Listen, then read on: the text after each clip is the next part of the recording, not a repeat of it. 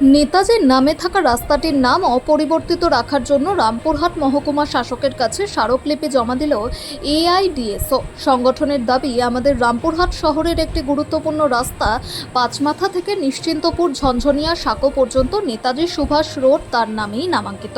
এ আমাদের শহরের গৌরব। কিন্তু গত 6 জুলাই একটি অনুষ্ঠানে রামপুরহাটের এই রাস্তাটিকেই শ্যামাপ্রসাদ মুখোপাধ্যায়ের নামে নামাঙ্কিত করার ঘোষণায় আমরা বিস্মিত। এই সিদ্ধান্ত মহান নেতাজির প্রতি অশ্রদ্ধা জ্ঞাপন ও অবমাননাকর।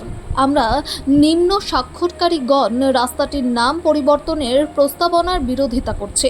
দাবি করা হয়েছে রাস্তাটি নেতাজি সুভাষ রোড হিসেবেই রক্ষিত থাকুক। নেতাজির নামাঙ্কিত রাস্তাটি শ্রীবৃদ্ধি ও সৌন্দর্যায়নের ব্যবস্থা করতে হবে। ছাত্র সংগঠন এআইডিএসও বীরভূম জেলা কমিটির পক্ষ থেকে আজকে আমরা রামপুরহাটে যে একটা গুরুত্বপূর্ণ রাস্তা পাঁচমাথা মোড় থেকে নিশ্চিন্তপুরে ঝঞ্ঝনিয়া সেতু পর্যন্ত, যে রাস্তার নাম আমাদের দেশের নায়ক, দেশনায়ক নেতাজি সুভাষচন্দ্র বসুর নামে ছিল, সেই রাস্তার নাম পরিবর্তন করার চেষ্টা করে তারা বিভিন্ন সাইনবোর্ড লাগিয়েছে, যেখানে রাস্তাটাকে তারা ডক্টর শ্যামাপ্রসাদ মুখার্জির নামকরণ করার চেষ্টা করছে। এর প্রতিবাদ আমরা জানিয়েছি। এর প্রতিবাদে আমরা বিভিন্ন রামপুরহাটের সমস্ত শহর জুড়ে পোস্টার লাগিয়েছি। আমরা বিভিন্ন মানুষের বুকে ব্যাচ লাগিয়েছি নেতাজির ছবি সম্বলিত, যেখানে আমরা বলেছি যে নেতাজি সুভাষচন্দ্র বসু একটা রাস্তার নাম পরিবর্তন করে তাকে ভুলিয়ে দেওয়া যায় না।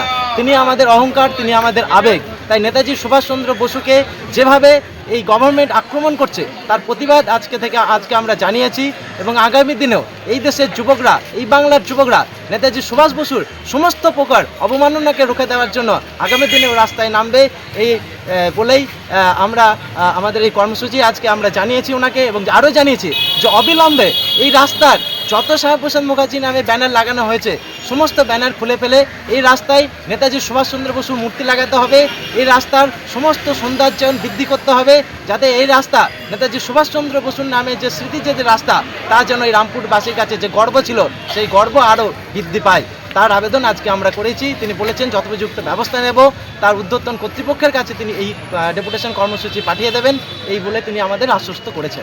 কার হাতে জমা দিয়েছিলেন? আজকে আমরা মহকুমা শাসকের অনুপস্থিতিতে আরেকজন অফিসারের কাছেই আমরা এটা জমা দিই।